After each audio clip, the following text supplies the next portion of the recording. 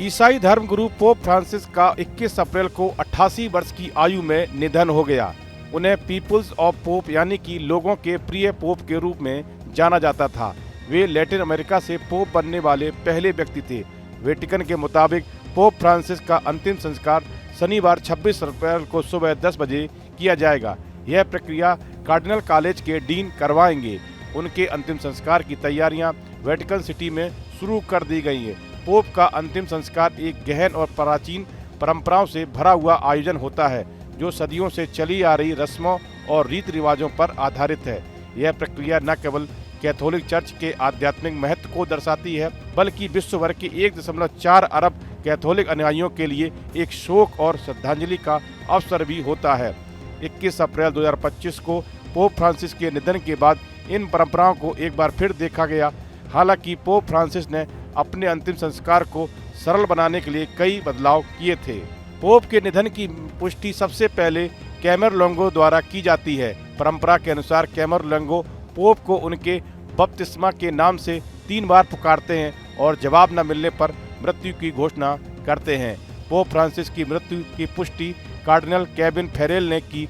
इसके बाद पोप के शव को उनके निजी चैपल में ले जाया जाता है, जहां उन्हें पारंपरिक लाल पोशाक पहनाई जाती है, जो पोप के लिए शोक का प्रतीक है। हालांकि पोप फ्रांसिस ने अपनी इच्छा के अनुसार शव को ऊंचे मंच पर प्रदर्शन रखने की प्रथा को समाप्त कर दिया था और उनका शव एक साधारण लकड़ी और जस्ते की ताबूत में रखा गया। अंतिम संस्कार समारोह आमतौर पर निधन के 4 से 6 दिन बाद सेंट पीटर स्क्वायर में आयोजित किया जाता है, जिसमें हजारों की संख्या में श्रद्धालु और विश्व भर के गणमान्य व्यक्ति शामिल होते हैं।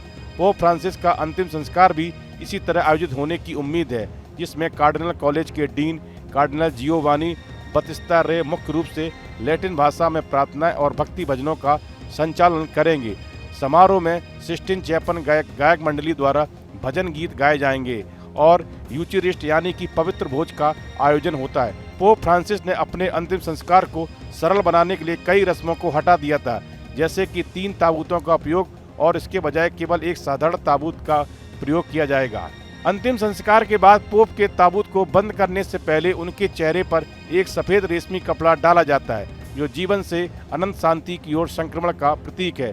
ताबूत में उनके शासनकाल के दौरान बनाए गए सिक्कों की एक थैली और एक रोगटो यानी कि एक प्रकार का दस्तावेज रखा जाता है।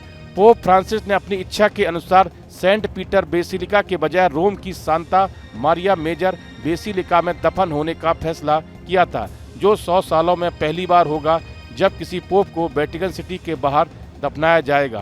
पोप फ्रांसिस को ब्रोंकाइटिस के कारण 14 फरवरी को रोम के एक हॉस्पिटल में भर्ती कराया गया था, जो बाद में डबल निमोनिया में बदल गया और लगभग 2 बार उनकी हालत बहुत खराब हो गई। 23 मार्च को उन्हें हॉस्पिटल से छुट्टी मिली। अगले 2 महीने तक उनके स्वास्थ्य की गहन निगरानी की जानी थी। ईस्टर संडे को जब वो सबके सामने आए, लेकिन वो साफ तौर से कमजोर दिख रहे थे। अगले ही दिन वेटिकन ने उनकी मृत्यु की घोषणा की।